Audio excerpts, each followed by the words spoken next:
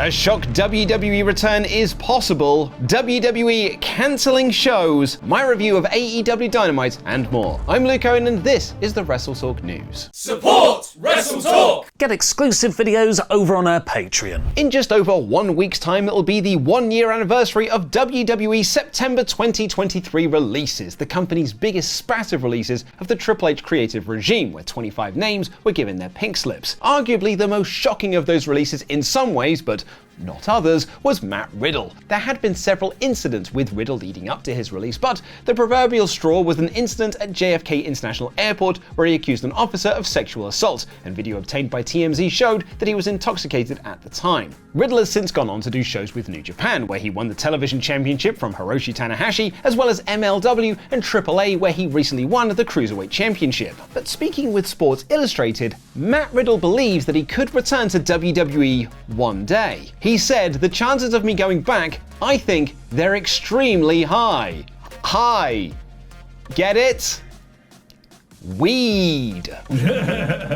He cited CM Punk as the reason he could return, noting that Punk filed lawsuits against WWE, dragged their name through the mud, and literally went to the direct competition, but walked back into WWE and all was forgiven. He added, "I know I wasn't the easiest to work with at times, and I think the door is always open." Would you like to see Matt Riddle return? Let me know in the comments down below. Another notable event of September 2023 was the birth of TKO, the merged company of UFC and WWE. With brand new leadership teams at the very top comes changes, and one of those changes has been making the rounds lately, that being WWE significantly scaling back on its live event schedule. This has been on the cards for some time, as TKO president Mark Shapiro has said in the past that these events cost money and they don't really make a lot of money back. WWE have already scaled back on doing house shows in smaller towns, and speaking at the Goldman Sachs Communacopia and Technology Conference, Cora bet you that place is a right laugh, Shapiro revealed that they're scaling back even more shows, going from 300 events in 2023 to 250 in 2024 to 200 in 2025. Running from the grind, eh? The real reasoning, according to Shapiro, is that Vince McMahon ran these shows when he was growing the company, but now they don't need to grow the company anymore because, well, it's already grew. Shapiro has also talked about scaling back TV shows because he doesn't see the value in driving production trucks all across the country. A lot has been said about the NXT TNA partnership with comparisons to AEW's relationship with Impact during the pandemic, but one thing is for sure.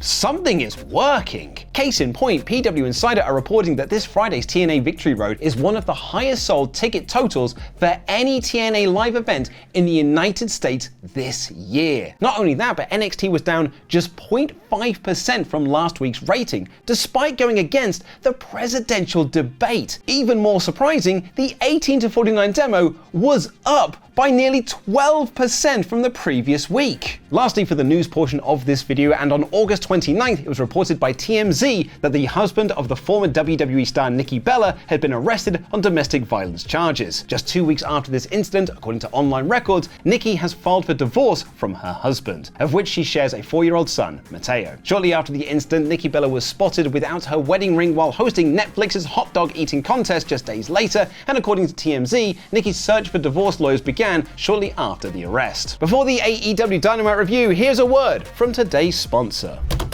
Hacking. Yes, I'm gonna hack into the mainframe. Damn, what's this? Some kind of firewall. I'll hack my way through. And wait, it's not working. No. Stupid sexy Luke, always getting in my way. Hey Luke, what's up? Oh, I'm just trying to hack into the WrestleTalk YouTube channel. I've forgotten my password. Why don't you just click forgot my password? You would say that. You always say that. Only a baby would say that. I'm not a baby. Why do people keep saying that I'm a baby? Then why are you holding a baby phone, baby? Oh, I knew this wasn't my phone. See? Told you, you big baby. You're the real baby. You haven't even realized that the reason you can't hack in is because we use Surfshark. Surfshark? Yes, Surfshark. You can protect your online privacy, watch content from across the world, and stop pesky hackers from hacking into your mainframe with Surfshark VPN. Secure your privacy with Surfshark with a 30-day money-back guarantee so you can try it at no risk. Enter coupon code WrestleTalk for 4 months extra at surfshark.deals/WrestleTalk. Link in the description. Wow, thanks, Pete. Yep, just click forgot your password. You're not going to get anywhere with hacking, and then you can go on the rest of the internet worry-free. Nah, don't worry. I'm going to continue hacking. I'm going to see how far I can get. Hacking.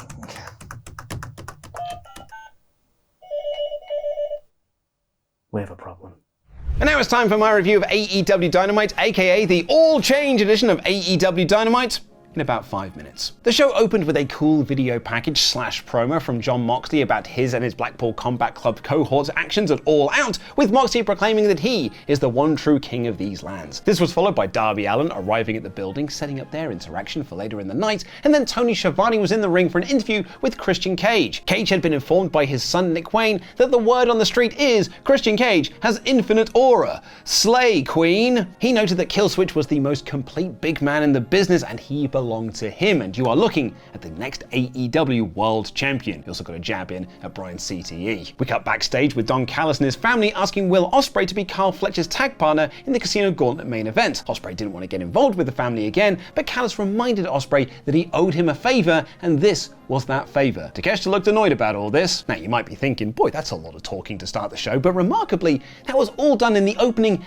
11 minutes of Dynamite and did not feel rushed. It meant that we got some wrestling in the first quarter of the show, when Jack Perry defended the TNT Championship against Lio Rush. No joke, I saw this graphic yesterday and it was only on the second time that I realized that Perry was not defending the title against Rush. They had a decent match and Perry used Snapdragons the same way Kenny Omega would, which commentary brought up, don't you give me hope, you bastards. Perry hit a knee strike for the win. Alex Marvez tried to interview him afterwards, but he didn't have much to say and drove off in his van for a round of WWE Crush Hour. Renee interviewed Hangman Page, who said that if Swerve had 1,000 childhood homes, he would burn down 1,000 childhood homes. He warned anyone that tried to get in his way of getting to Swerve Strickland would now be taken out. Top Flight and Dark Order looked disgusted at this new version of Hangman, with his former friends noting that they don't even recognize him anymore. And then he ran into Jeff Jarrett and the two brawled. I know I was a day one Bree Woo apologist, but I am stunned that AEW have managed to turn Jeff Jarrett babyface in 2024 and it's working. Private Party and Commander were supposed to have the weekly fun trios match, but Moxley and the Blackpool Combat Club killed them all instead. Look, I know they choked out Danielson with a bag, but that is taking things too far. Pat cut a promo saying that last Saturday was inevitable and this company is now theirs, whatever that means. The Learning Tree set up Chekhov's car for later in the show, and Ricochet beat Sammy Guevara in a really good match that gave Sammy, well, a lot more than you'd imagine. Ricochet got the win with Vertigo, but it felt like 80% of the match was taken by Guevara, who, I don't know, man, like he's still good, but so few people actually care about Sammy at this point, and I think we're past the point of no return with him. We got a video recap of Willow Nightingale versus Chris Statlander, nearly stealing the show from All Out, and Renee interviewed Okada, who set up a singles match with Takeshita down the line. Darby came out for a promo to call out Moxley, who came to the ring letting him know that he was not coming armed.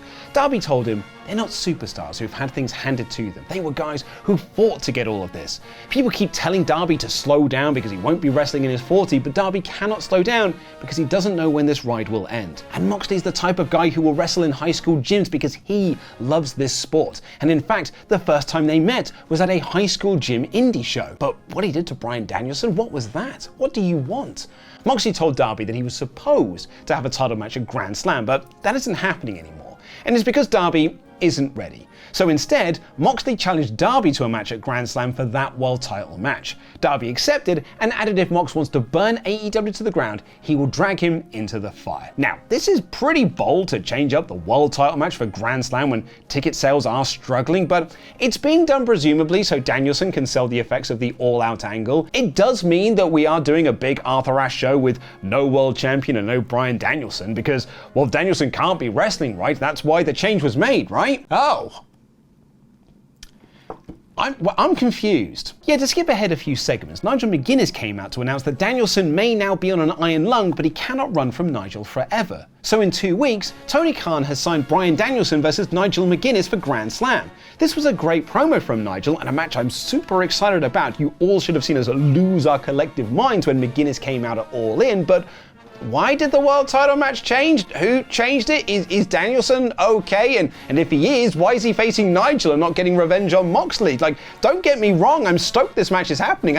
I just have questions. Mariah May beat Queen Armanada in a good match that gave Armanada a lot of shine. This was your only women's match on the show. And the Learning Tree quickly beat the Iron Savages, and Orange Cassidy dumped a load of coins on Jericho's new car. I seriously could not give less of a We got a video promo for Saraya versus Jamie Hayter. Hook cut a promo on Roderick Strong, and that left us with a good 30 minutes for the Tag Team Casino Gauntlet. Look, the Casino Gauntlet should be used sparingly, but doing a tag team version of it is a really good idea, and hopefully opens it up to the women's division down the line. But this match did show two things. Number one, AEW has lots of good tag teams. And number 2, very few of them are actually over. It started with FTR and Fletch Spray, which was awesome, and then the Righteous came out to zero reaction. Same for the Kingdom. The Acclaim got a decent pop, as did MXM, who set up a feud with the Acclaimed, and Top Flight came out to an okay reaction. The lack of reactions was exposed when the Outrunners came out to an enormous pop, and we had a great spot when Turbo Floyd suplexed someone onto everyone else on the floor. Grizzled Young Vets didn't get to enter the match as FTR brawled with them up the ramp and backstage, and Ospreay hit the hidden plate on Dante Martin and Fletcher pinned him for a Fletch Spray win. Very cool ending, but again exposes that none of the established tag teams in AEW are over to the degree that they can challenge for the World Tag Team titles. Something needs to be done. But it was a decent episode of Dynamite, perhaps not the hottest show following a very hot pay-per-view, but I had a good time. Plus, I get to see Bryan Danielson versus Nigel McGuinness in 2 weeks, even if it doesn't make a hell of a lot of sense. Now go and watch Pete Quinnell's goodbye live stream from us here on the WrestleTalk podcast. You will be missed, Pete.